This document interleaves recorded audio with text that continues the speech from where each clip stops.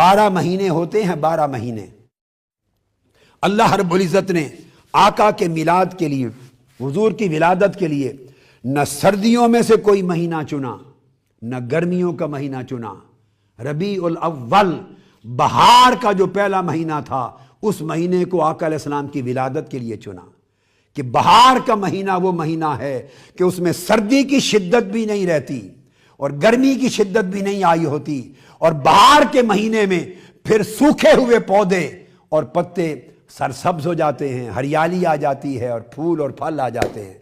آقا علیہ السلام کے میلاد کے لیے ربیع الاول بہار کا پہلا مہینہ چننا 2 چیزوں کی علامت ہے